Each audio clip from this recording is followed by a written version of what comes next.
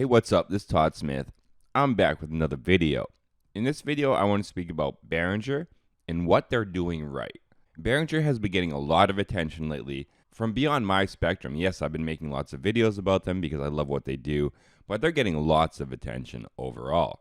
Whether that be good attention because people love what they're doing, or bad attention because people don't like what they're doing. The old what is it saying is any news is good news in the sense of your popularity because you're getting your name out there.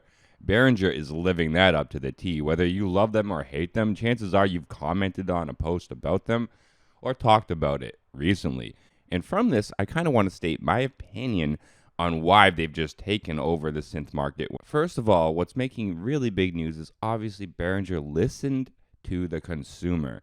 It did not take a rocket scientist to see the backlash that was being done when these classic vintage synthesizers were being remade in digital form in different form factors from the community.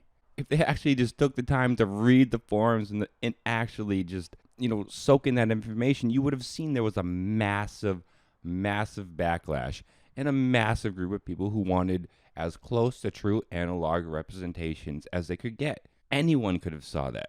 And obviously, most of those companies did not care to create recreations of that nature. I will give credit to Korg, who at least attempted to make some analog versions of their classics in modern times. But companies like Roland almost feel like they got massively cocky off their legacy and just dangled it in front of the consumers. So flash forward to Behringer, who was probably reading all those forums and listened to the consumer and is putting out the products that the consumer wants. Listening to the consumer is the most important thing you can do as a company. And I really feel some companies like Roland are so up on their high horse, they have no ears to the ground. They don't hear the consumer.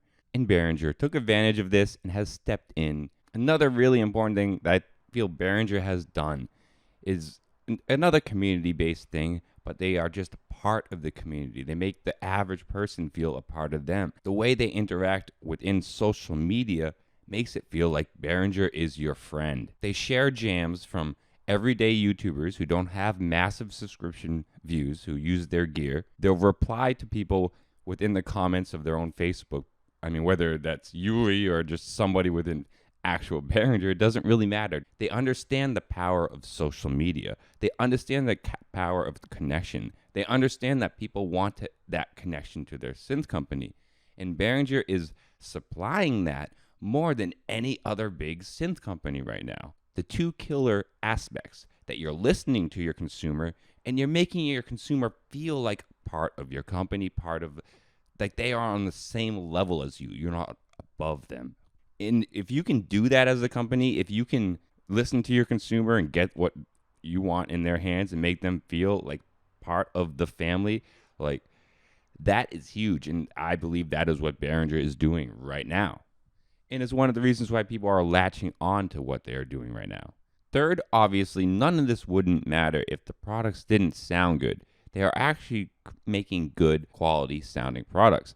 I own two of their products, the Model D and the Neutron. They both sound great, and they're sturdy for the price tag. Those are the only two I own, but I've yet to have any issues with these synthesizers. So you have a nice price tag with some nice synthesizers, with products that are made for the consumer, and the connection is there with the consumer, that the consumer is in constant connection with the company. That is a massive combination that you can say about no other synth company besides Behringer. And that is why they are slaughtering it. That is why they are killing it. They understand modern times. They understand social media. They understand the synthesizer consumer. And I feel they understand the consumer on a better term, a more even level than any other big name synthesizer company right now. This is all just my opinion, and this is why I feel Behringer is on the forefront. So what do you guys think about it? I mean, do you think that makes any sense? Do you think that is kind of the driving force behind the Behringer hype right now? I love hearing your opinions. I'm going to be doing some music-based videos in the next few days, so expect it with those new sound packs I picked up if you watched my video yesterday. So expect to hear some new sounds on the next few videos. So until next time, stay positive, stay creative, support each other, and peace.